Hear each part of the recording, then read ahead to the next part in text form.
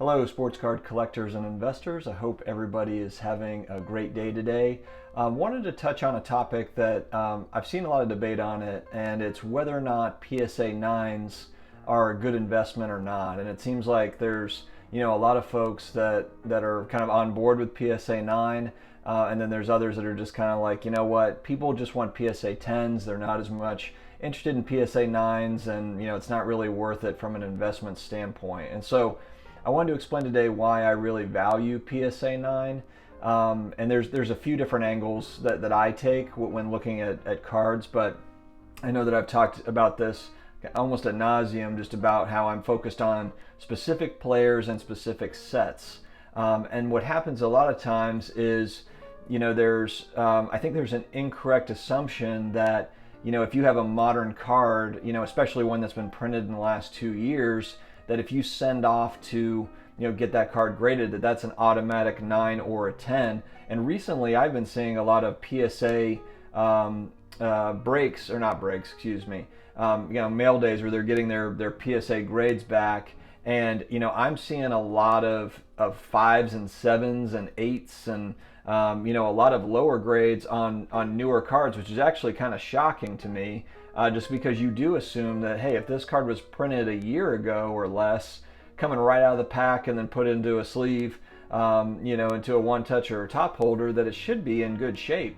But that is not necessarily the case at all. So I think we take for granted PSA 9s as like, oh, well, if you just look at the pop reports, there's just so many PSA 9s and 10s. And while, yes, I think a lot of them, certainly do fall into that camp, it is certainly not, a guarantee at all. So that's just kind of an interesting kind of view that I've looked at. Also, PSA 9s, of course, you can find them anywhere from 15 to 30% of what a PSA 10 costs.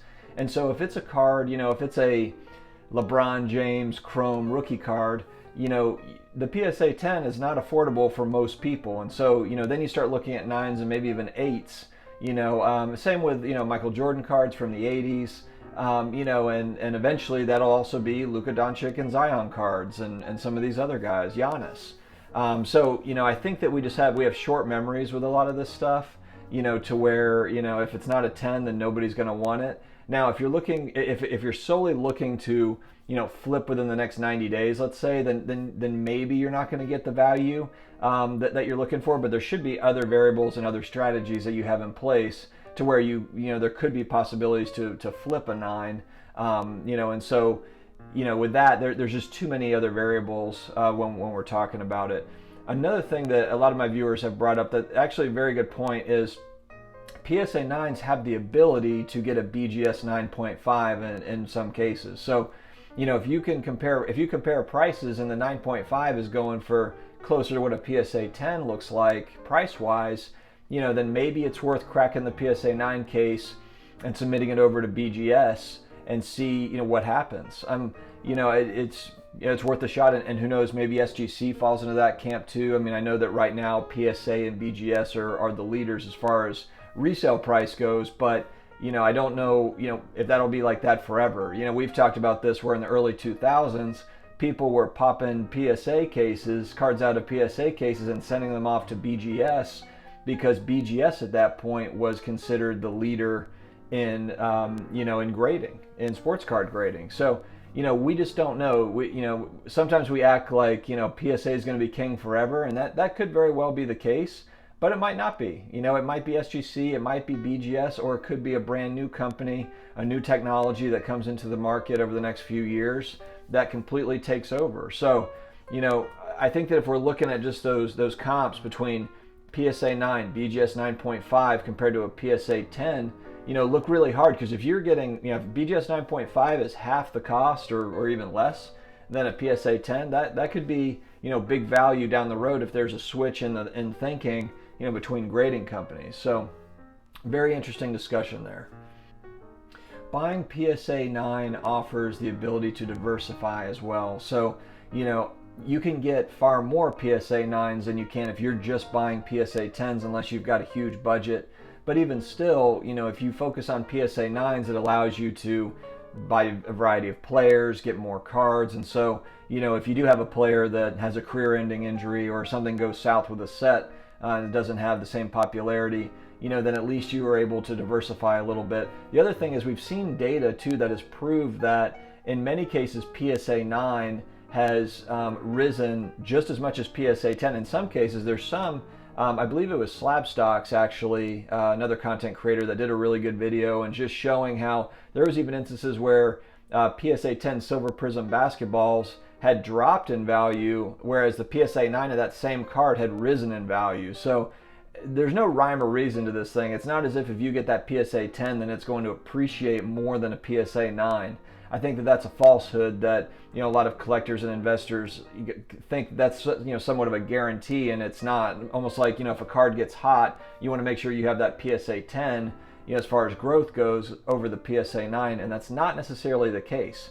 The demand just might not be there for that PSA 10 that's maybe if it's priced 3 or 4 times, if it's a $2,000 card, there's a lot more buyers in the $400 or $500 range for a PSA 9. If we're talking about Luka Doncic Silver Prisms, for example, there's a lot more people in that PSA 9 price point than there are in that PSA 10 price point. So, you have to look at that as well. Where's the demand?